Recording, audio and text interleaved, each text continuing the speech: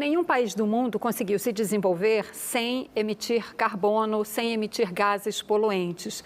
Mas agora, no momento, o que a gente discute é como é que a gente sai dessa realidade do desenvolvimento baseado na queima de combustíveis fósseis, como petróleo e carvão, e passamos para um desenvolvimento baseado nas energias renováveis.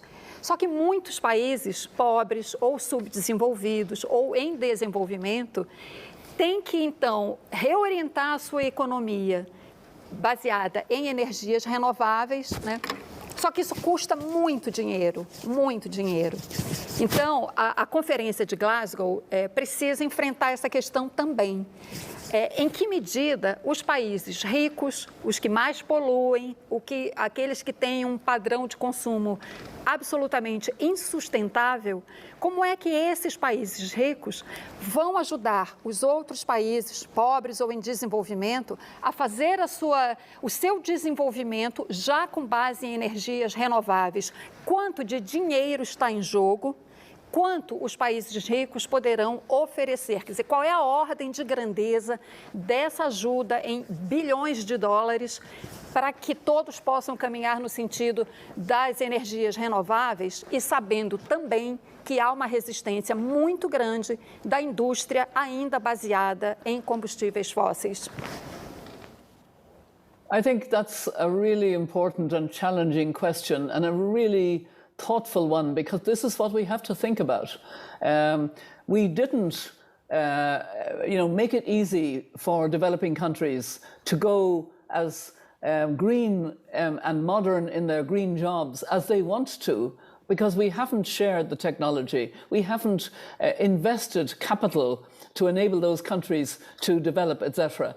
It is very necessary that we do that. It is true that, for example, China is a leader in the world on wind and solar. And actually, in one way of describing it, units of producing electricity, wind and solar are becoming much cheaper than coal or oil and gas. It's amazing how the price is dropping, but it's not dropping for developing countries, because to get access to that clean energy, you have to invest up front. It's a cost.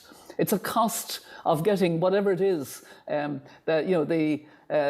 it's an electric car, whether it's even a cook stove, an LPG cook stove is more expensive.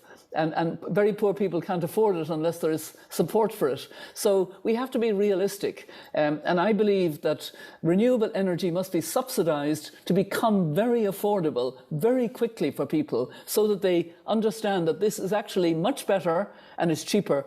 And we need co-investment, if I could call it that, in the green hydrogen, which can make a huge difference in manufacturing, in trucks, even in shipping, I gather. In big, when you need heavy energy, hydrogen is likely to be the substitute.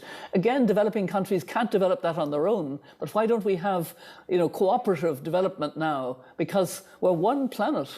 And, there are no jobs on a dead planet, as has been said over and over. And so we need much more cooperation in sharing the technology and working together to ensure that developing countries can move forward and in some cases have gas as a brief transition for longer than the industrialized countries, which means the industrialized countries have to be even more ambitious about getting out of fossil fuel even faster.